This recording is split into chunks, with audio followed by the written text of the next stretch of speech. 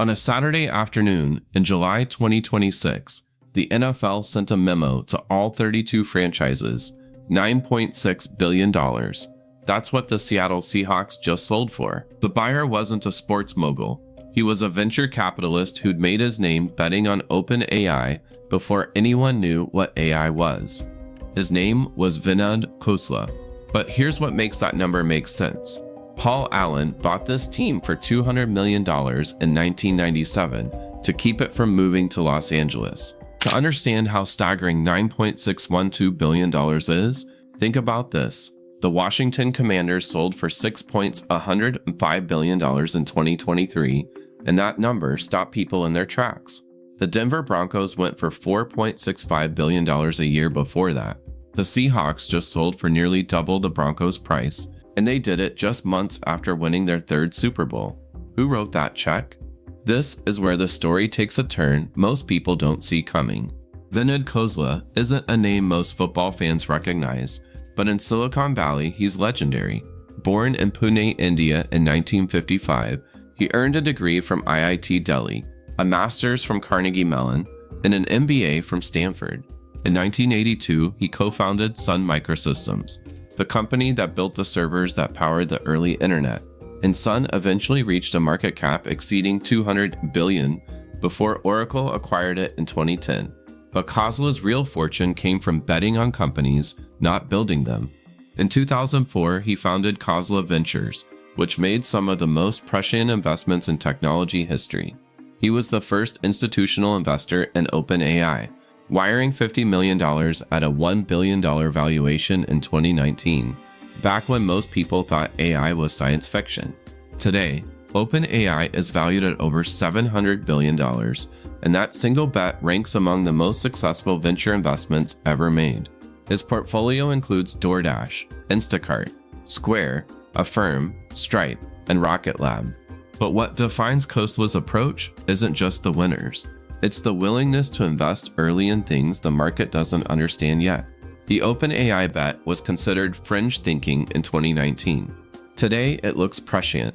As of mid-2026, Forbes estimates his net worth at $13.8 billion, and that number will likely grow as his AI-adjacent holdings continue to appreciate.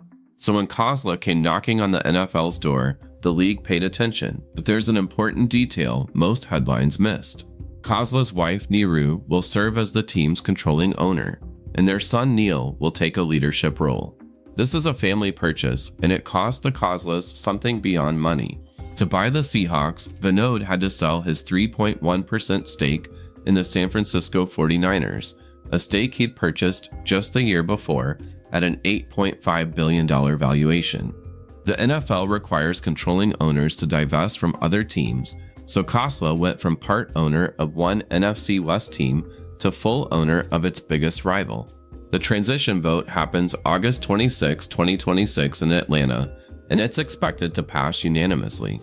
But to understand why $9.6 billion isn't as crazy as it sounds, you need to go back to a moment when the Seahawks weren't worth almost anything. It's 1996.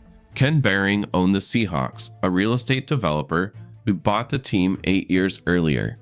The franchise was struggling with 6 consecutive losing seasons and empty seats at the Kingdome, and Behring was fed up. In February 1996, moving vans showed up at the Seahawks practice facility in Kirkland, Washington. Behring had made up his mind.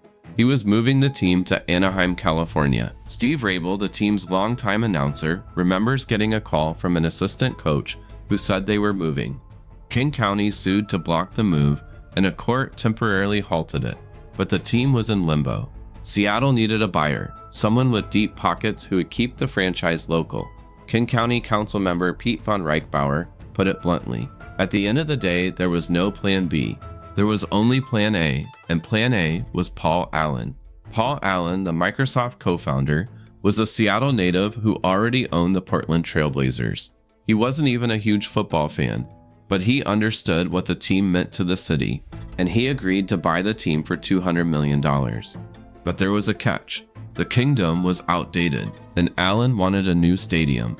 He didn't think it was fair to use public money without giving voters a say.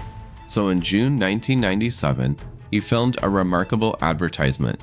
Sitting in an easy chair in a warehouse by the Ballard Bridge, he looked directly into the camera and said that if voters said no, that meant no for him too, because he wasn't going to do this without them. Referendum 48 was born.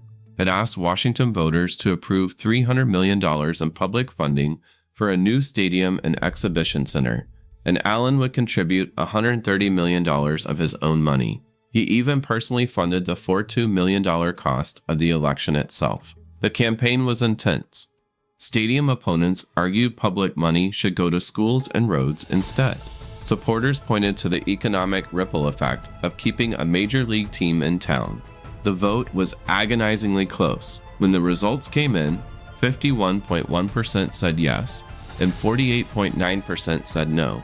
It passed by the slimmest of margins, a margin so narrow that the Kingdom's demolition and Lumen Field's construction almost didn't happen. That referendum is the reason the Seahawks still exist in Seattle. It's the reason Lumen Field, recently upgraded with nearly $20 million in improvements ahead of the 2026 World Cup, stands where the Kingdom once did. It's the reason a fan base known as the 12s holds the Guinness World Record for loudest stadium roar. And it's the reason Paul Allen's $200 million investment in 1997 is now worth $9.6 billion. That's a 48x return in 29 years. But here's where the story gets even more interesting. Paul Allen never planned to keep the Seahawks forever, and he never planned to sell them at all in his lifetime. Allen died in October 2018 at the age of 65 from complications of non-Hodgkin lymphoma, and his will contained a specific directive. His sports assets, the Seahawks and the Portland Trail Blazers, were to be sold with the proceeds donated to charitable causes. Think about that. Allen bought the Seahawks to save them for the city he loved, and in his final instructions, he made sure the wealth from that investment would go toward making the world better. His sister Jody has served as executor of the estate and controlled both teams since 2018. The Trailblazers sold earlier in 2026 to a group led by Tom Dundon for $4.1 billion. The Seahawks were always going to be the crown jewel. Since Allen's estate was selling for charity, the motivation wasn't to hold out for the highest possible price. But when the bidding began, the price found its own gravity. Multiple groups entered the auction. Khosla beat out a group led by Aditya Mittal, a member of one of India's wealthiest families, whose bid included former Celtics owner White Grousbeck. The final price came in at nearly $10 billion, just shy of the $10 billion Mark Walter paid for the Los Angeles Lakers in 2025, the most expensive American sports franchise sale in history. Which brings us to the real question this sale answers. How did a $200 million football team become worth $9.6 billion? This is where the math gets interesting. The NFL's unique financial architecture is unlike almost any other business. NFL teams generate profit almost by default because the league splits national revenue from TV deals, sponsorships, and merchandise equally among all 32 teams, and that's currently over $400 million per team per year from media rights alone. Add in local revenue from ticket sales, concessions, parking, and stadium naming rights, and the average NFL team generates north of $600 million in annual revenue. But here's the kicker. NFL teams rarely come up for sale. In the past decade, only 4 have hit the open market. The Bills sold in 2014, the Panthers in 2018, the Broncos in 2022, and the Commanders in 2023. That scarcity creates massive demand. When a team does sell, billionaires compete against billionaires, and the price goes vertical. The Commanders went for $6.5 billion in 2023. The Broncos for $4.65 billion. At the time, those seemed like peak prices. Today, they look like bargains. The average NFL franchise is now worth $7.65 billion, according to CNBC. And the Dallas Cowboys topped the list at $12.5 billion. The Seahawks were valued at $6.59 billion by Sportico before the sale, meaning Khosla paid a nearly 46% premium over the team's estimated market value. Why would anyone overpay that much? Because in the NFL, a team isn't just a business. It's a membership to the most exclusive club in American sports, a club with guaranteed revenue sharing, a national TV contract that keeps growing, and a limited supply of slots. As Sportico noted, the league's structure virtually guarantees that each team turns a 9-figure profit annually. And there's another factor driving prices up: private equity. In 2024, the NFL finally allowed private equity firms to buy minority stakes in teams, a rule change that sent shockwaves through the ownership landscape. Since then, Arctos Partners bought 10% of the Buffalo Bills, and Ares Management became a 10% owner of the Miami Dolphins. The rule change has had a profound effect. As CNBC reported, private equity firms have set a floor on valuations and erased concerns over liquidity. If a team needs cash, a PE firm is ready to write a check. That safety net makes owning an NFL team less risky than ever and more valuable, but it also means the old model of owning a team as a civic vanity project is dead. Now it's a yield play for institutional capital.